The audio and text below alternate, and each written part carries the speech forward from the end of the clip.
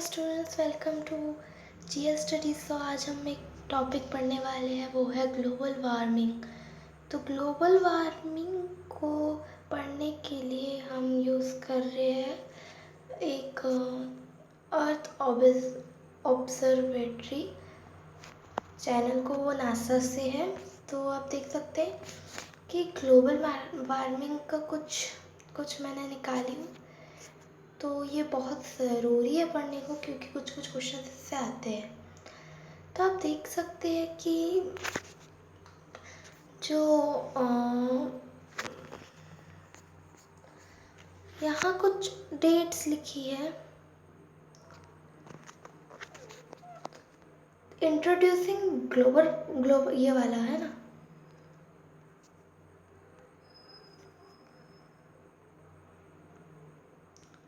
ये वाले जो है ना, ये हम पढ़ेंगे। Introducing global warming, how it's today warming different from the past, is current warming natural, how much more will earth warm, how will global warming change earth, references and related resources।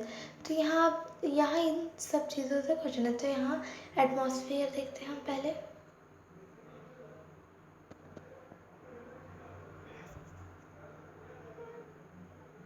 ये कुछ ऐसे देखिए, आप देख सकते हैं यहाँ, ये ग्लोबल वार्मिंग के नतीजे है ना। तो अब हम इससे रिलेटेड क्वेश्चंस पढ़ेंगे। सबसे पहले तो हम ये जानेंगे कि ग्लोबल वार्मिंग क्या होती है। Global warming is the unusually rapid increase in Earth's surface temperature over the past century, primarily due to greenhouse gases released by people burning fossil fuels।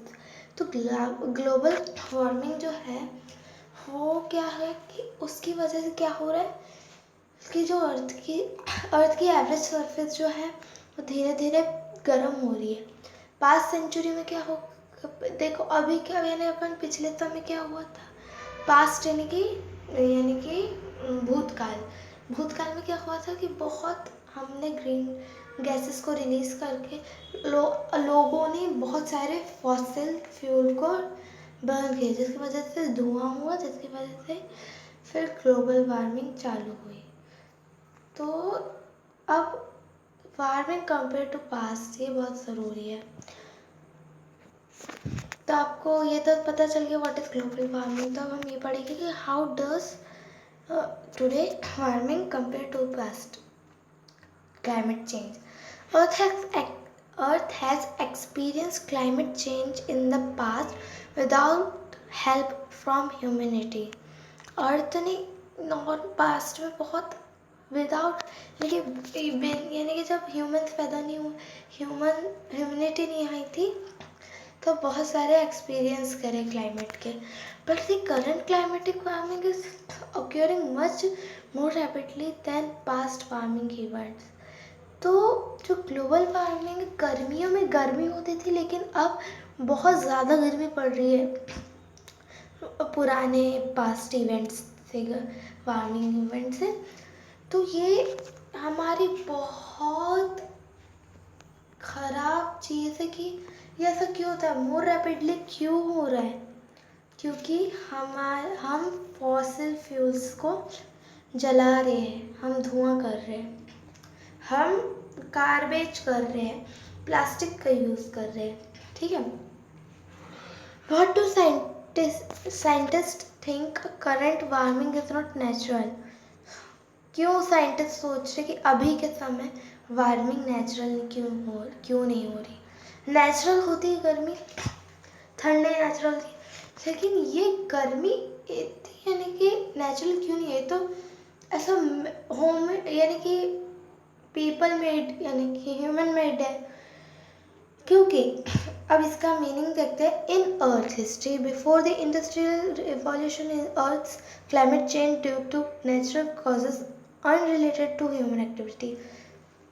तो जो अर्थ की जो हिस्ट्री है कि पुराने समय, अर्थ हिस्ट्री है तो पुराना है ना।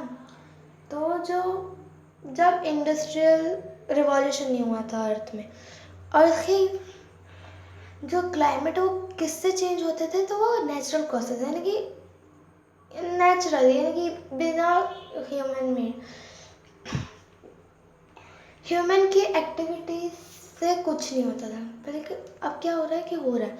This natural causes are still in play today, ये नेचुरल कॉजेज अभी भी है play, but their influence is too small और their record too slowly to explain the rapid seen in recent care. लेकिन अब क्या हो रहा है, ऐसा नहीं हो रहा है ज़्यादा। अब क्या हो रहा है कि धीरे धीरे वार्मिंग आ रही है, वो भी human made. How much more will earth warm, क्यों, कब, कितने, यानी कितने समय तक और आम, यानी कि कैसे वार्म करेगा, अभी हम पढ़ेंगे। क्यों हो रहा है ये हम पढ़ेंगे, कैसे हो रहा है, किस यानी वार्म से तो हमने पढ़ लिया, लेकिन वार्म कितना हो रहा है। तो model predict that as the world consume ever more fossil fuel, greenhouse concentration will continue to rise and earth average surface temperature will rise with them. So जैसे मॉडल प्रेडिकेट में देखें तो जो वर्ल्ड है वो बहुत फॉसिल फ्यूल को जला रहे, ग्रीन गैस को छोड़ रहे हैं, ऐसे कंटिन्यू हुआ तो अर्थ की जो सरफेस है, एवरेज सरफेस है, उसका टेम्परेचर बढ़ जाएगा। Based on plausible emission scenarios, average surface temperature could rise between 2 degrees and 6 Celsius by the end of the 21st century. अगर ऐसा रहता तो होता रहेगा तो जो 2 डिग्री सेल्सियस और 6 डिग्री सेल्सियस वो एंड हो जाएगा, 21st सेंचुरी हमारी एंड हो जाएगी। कभी भी चेंज हो सकता है कुछ, क्योंकि जो 21st सेंचुरी वो ऐसा पक्का नहीं दिया है ना, तो कुछ भी नहीं कह सकते, क्योंकि वार्मिंग बहुत अलग है, जो हम कर रहे हैं वो बहुत अजीब है, गलत है, जिससे अर्थ चेंज हो जा रही। Some of this warming will occur even if future greenhouse gas emission are reduce. अगर हम कम भी कर दें लेकिन ये अकर करेंगे, इसलिए हमको अभी कम करना है, because the earth system has not yet fully adjusted to environment changes we have already made.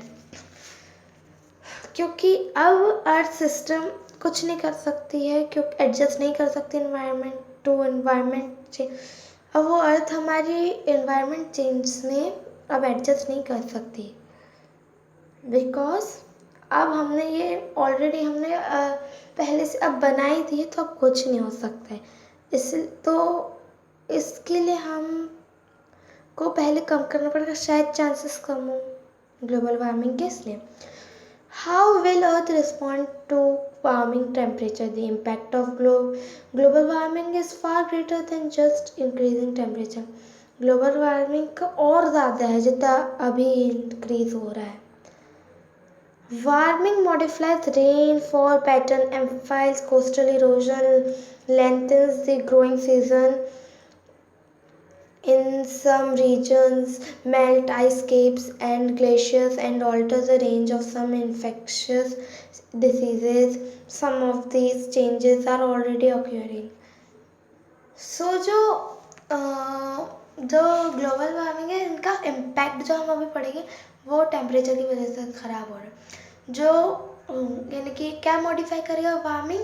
Rainfall modify करेगा, कोस्टल एरियाज को इरोजन करेगा, लेंथ इसको करेगा, माउंटेन की growing season in some regions, कुछ अलग अलग, यानी कि ठंडी में कुछ होने लगे, ठंडी में तो ठंडी लगी, बहुत ठंडी लगी, गर्मियों में बारिश होने लगी, ठंडी में बारिश होने लगी, ऐसा होगा। मेल्ट आइस कैप्स, यानी कि जो ऊपर नॉर्थ एंटार्क्टिका, साउथ यानी कि जो पोल्स है वो north pole south pole melt होने लगेंगे, और जो ग्लेशियर्स है वो मेल्ट होकर जैसे बाढ़ आएगी हर जगह। इनकी जैसे इंडिया को देख लो, एमपी कुछ अंदर स्टेट जो पोर्ट्स वाली जगह ना हो, वो वाली टच जो वहाँ आती ही नहीं ज़्यादा बाढ़, क्योंकि वो यानी कि पेनिसुलर इंडिया छूता है। लेकिन पेनिसुलर इंडिया के अंदर भी, पेनिसुलर इंडिया में क्यों नहीं बाढ़ आती? अंदर वाली स्टेट, यानी कि जैसे कि एमपी तो नहीं आता, लेकिन तब भी वैसी लाइन में, एमपी की लाइन में जो आते हैं नीचे साउथ तक, तो वहाँ क्यों नहीं बाढ़ आती? क्योंकि वो जैसे कि कुछ भी वेव उठी ओशन में, सी में, तो क्या होता है, बाढ़ आ जाती है सीधा कोस्टल एरियाज में, है ना। तो वो कोस्टल एरियाज में तो आएगी ही आएगी बाद में। अंदर वाले जैसे एमपी वाली ने अंदर वाले जो कोस्टल एरियाज को नहीं छूते, वो उसमें वहाँ भी आएगी। सो ये थे हमारे कुछ related sources guys global warming के। तो प्लीज़ सेफ रहिए, अच्छे रहिए। ग्लोबल वार्मिंग से प्लीज़ प्लास्टिक ना जलाइए, प्लीज़ सबकी मदद कीजिए, और stay safe, stay home, and please like, subscribe and share our video. Thank you.